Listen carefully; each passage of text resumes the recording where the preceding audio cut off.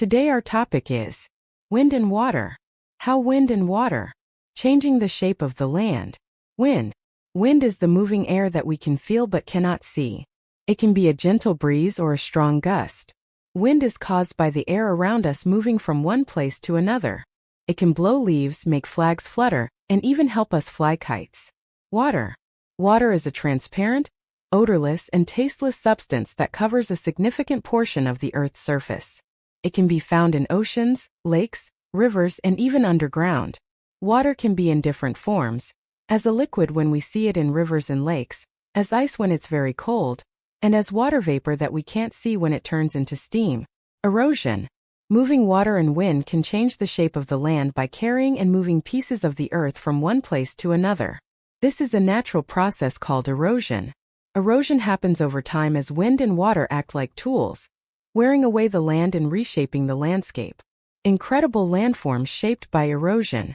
Real-world examples. The Grand Canyon, Arizona's 12 Apostles. Victoria, Australia. Kirkjufell Mountain, Snæfellsnes, Iceland. The Grand Canyon. The Grand Canyon was formed over millions of years through the powerful forces of erosion by the Colorado River. The river slowly cut through the land, making the canyon deeper and wider. The flowing water eroded the rocks and soil, creating a magnificent and beautiful canyon with different colored layers of rocks. The 12 Apostles. The 12 Apostles were formed by the ocean waves over a long time. The waves wore away the rocks and made big columns of rock called sea stacks. There used to be 12, but now there are 8 left because of erosion. The ocean waves keep changing the land and making it look different. Kirkjufell Mountain. Kirkjufell Mountain was formed through the process of erosion. Over thousands of years, wind, ice, and water wore away the surrounding rocks, shaping the mountain into its distinctive cone-like form. Erosion carved the steep slopes and jagged ridges, creating the iconic landmark we see today. What's the problem? Erosion can be a problem for several reasons. Environmental impact. Erosion can negatively impact ecosystems. It can disrupt habitats, damage plant and animal populations, and reduce biodiversity. Erosion can negatively impact ecosystems. It can disrupt habitats, damage plant and animal populations, and reduce biodiversity.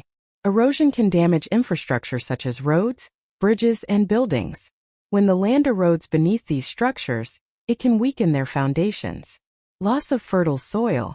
Erosion can wash away or carry away the top layer of fertile soil, which is essential for growing plants. Erosion can wash away or carry away the top layer of fertile soil, which is essential for growing plants. Effects on water quality. Erosion can transport sediment and pollutants from the land into water bodies. This can degrade water quality and harm aquatic ecosystems. How do we stop wind and water from totally changing the land we live on?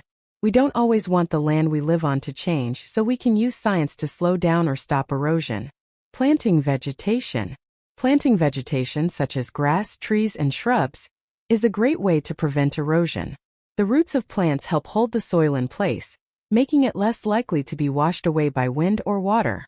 The leaves and branches of plants also provide a barrier, reducing the impact of raindrops and slowing down the flow of water.